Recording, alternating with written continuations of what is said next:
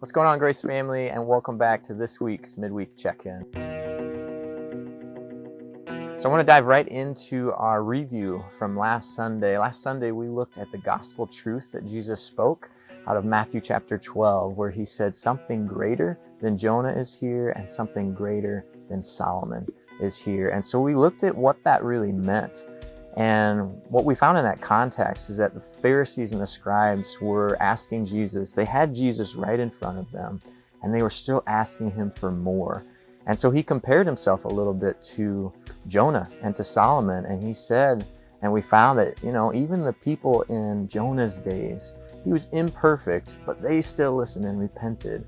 And even the days of Solomon, he was obviously imperfect, but there are still people that came and listened to his wisdom and applied it. And so Jesus was basically saying, I'm right here. I'm right in front of you, and you're not doing what they did in Jonah's day. You're not doing what they did in Solomon's day in repenting and listening.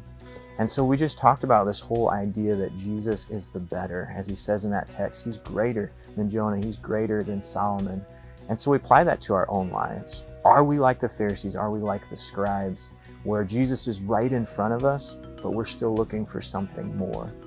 And so we walked away just discovering how Jesus is better than so many different things. We had a lot of examples about that.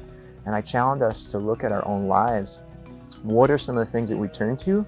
And then to make a list of how Jesus is really better than all of those things. So I wanted to share with you this week one way that I've applied that to my own life. So throughout my week, my weekly schedule, Monday is my day off. It's a day where I try to put my phone aside, to just clear out as many things as possible, and to just unplug. It's truly a day of Sabbath and of rest. The temptation for me, however, I don't know if you're like this, because all of our schedules are so packed and crazy, but the temptation is when we get a moment to rest, to maybe turn to entertainment or to a book or to just zone out and do whatever. But where I realized it this week that Jesus is the better rest.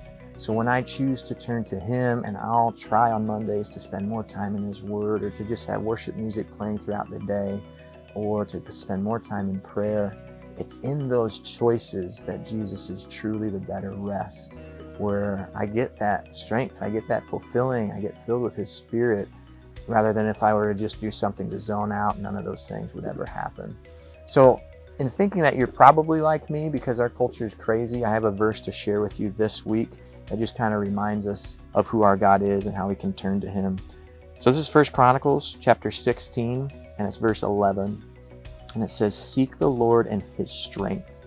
Seek his presence continually." Seek the Lord and his strength. Seek his presence continually. So this whole idea that Jesus is the better, I want to just encourage you that Jesus is even the better rest. That don't turn to the things of this world to try to get renewed energy and more strength to then go back to work or family or friends, whatever your crazy hectic schedule is like.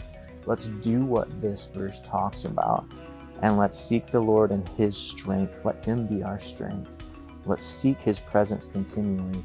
Every moment of every day, his presence is better. His presence is greater. So that's just one way that I've applied it to my life. Hope you find a little bit of encouragement in that in yours as well. So looking ahead to this next Sunday, we are still staying within the series of Speak Gospel Truth into Their Lives, but we're going to focus on the gospel truth statements where Jesus says, I am. So we're going to move into the I am statements of Jesus, and this week we are diving into the overarching statement from John chapter 8. I believe it's verse 58, where Jesus just says, I am. What a bold, crazy statement in that context. So I invite you to read through that. I think it's going to be John 8:31 through 59. We'll kind of give you the whole context of where he says that in. But we're going to be looking and discovering what it really means that Jesus says, I am, how it affects our hearts, and then how we can share it with others. So I'm praying for you this week. I hope you have a great week. I hope you're finding so many ways in areas of your life that Jesus is the better, and that we can worship him and glorify him in all of those together. So thank you for your time. I look forward to seeing you back here Sunday morning at 9 a.m. Thanks.